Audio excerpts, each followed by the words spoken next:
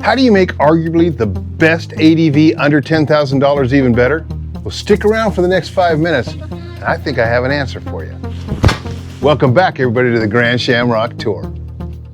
Well, hello, everybody. First of all, we want to thank the folks at National Cycle for sending us a couple of windscreens to test for my amazing Honda Transalp. I wasn't displeased with the screen on the Transalp, but it wasn't offering a whole lot of protection. And having experience with National Cycle's VStream windscreens before, I was kind of excited to see what they were going to send. So I've got the factory windscreen on. I've got two ways of collecting data right now. I've got a dB meter, and I got this wonderful microphone from DJI that's going to pick up the effect on me, the rider. And really, that's all that matters. So let's take this factory screen out for a test and see what we get when we drive 55. All right, we got the 55-mile-an-hour marker right there. You can hear the wind on my helmet. I can. Hopefully this microphone is picking it up. Honestly, I feel like I'm having to talk a little bit louder, so that would be one consideration. I'm going to go ahead and go up and see if you can see a difference. Yeah, there is a little more wind noise, so it's deflecting quite a bit. It's not bad for a factory windscreen. It's doing its job.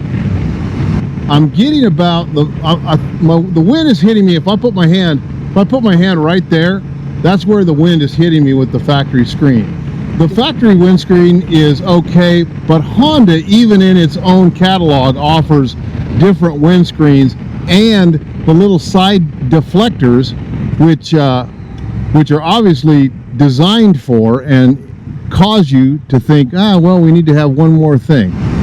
So, listen, I don't know. We'll see what National Cycle has done to improve this already pretty good motorcycle. I mean to tell you, I really like this bike. I really like this bike.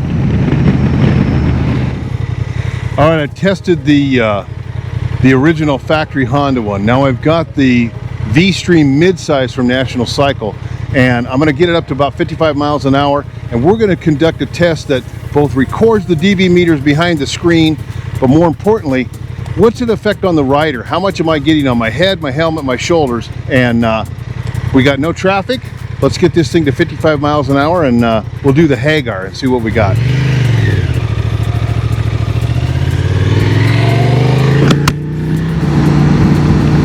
All right, immediately you can tell at 55 miles an hour there is a complete difference in the way you feel as a rider on this bike with this screen.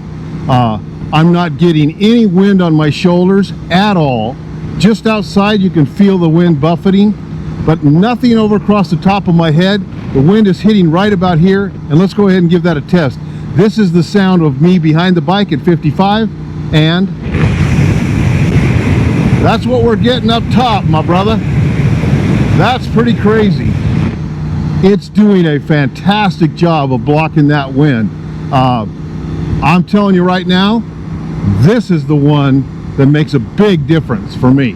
As you can see, we're coming in 55 miles an hour. I'm getting between 49 to 94 decibels here, but nothing up here. It's just a complete dead airspace, which is really exciting considering where we were going to ride these bikes. We're going to be staying warm and dry. Warm and dry. All right, I've got the VStream Tall mounted right now, and to give you perspective, this is the mid, and so you're getting about another 1.5 inches, it appears, of height, and I'm 5'10", so me and Tommy Cruise, and so this is going to be pretty tall. I'm going to give you a feel for what that's like, but tall riders might really enjoy this screen. All right, so I've done the factory, I've done the mid-size, I've got the tall on right now, and I will say at first impression I was a little concerned about the tall, other than I am actually below the sight line. I'm completely looking through the screen at this point, which is I haven't done that in quite a while, you know, since the old Goldwing days. That being said, everything is clear. It's optically really clear. So let's get to 55. Let's see how this sounds. And then the other thing is let's see if this is the one that we're going to take on that long journey up to the Olympic Peninsula this weekend. All right. Well, it is noticeably quieter. It is noticeably quieter, and the wind is it's 5 inches over my head. It's 5 inches over my head. Super smooth, very comfortable. About the same protection on my chest as the mid-size. So that's, I mean, that was fine. That felt really good. Let's see if I can get tall enough to get some wind. Well, I can. I could get up there. I could get up high enough to get in the wind, but I'm at the top of my range right there. I'm on top of my foot pegs doing it all. That's amazing. That is really something. Wow, that was unexpected. I did not realize that it was deflecting that much wind. Now, how does it feel on the bike? Well, if I'm to be honest, it's not noticeable. I'm not, in this short test, I'm not seeing any huge difference on the bike. Let's accelerate, see what we got. Sound levels are great. Wow. Wow, you guys, this is impressive.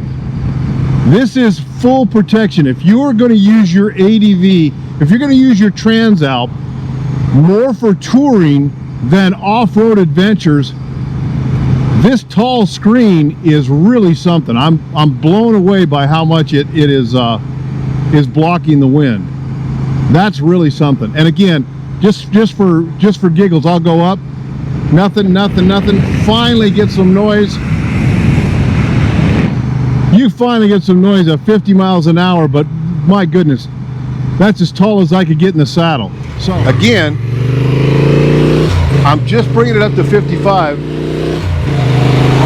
and now you may, for the first time, get a little more noise from my microphone through the actual, without the windscreen down. But look at that.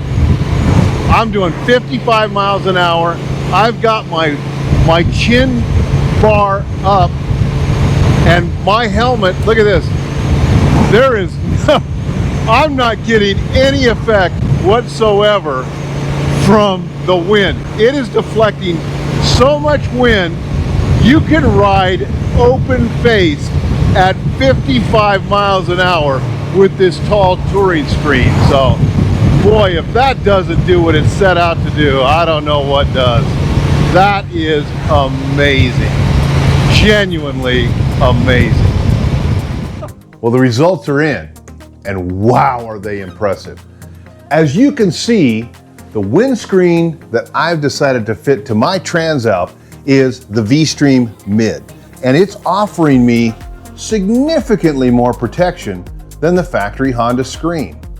Now, what I was most impressed with, we collected data from a decibel meter, from 2 cameras, and a really good microphone. But these ears in those microphones, that's what really gave us the best results.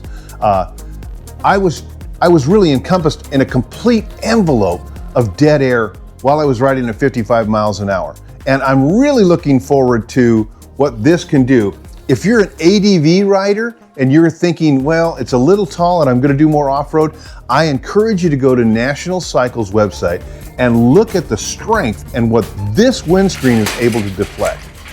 That being said, we want to thank the folks at National Cycle. They gave us a couple of windscreens to try out on the Transalp, and I was really impressed. I'm actually really impressed, and I'm excited because I'm getting ready to go on a 1,000-mile ride up through the Olympic Peninsula, and I got a glimpse of the weather.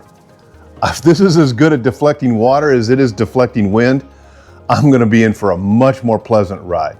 If you're a Transalp rider and you're interested in making what is arguably the best $10,000 ADV even better, well, we have a playlist, and it probably isn't $10,000 anymore.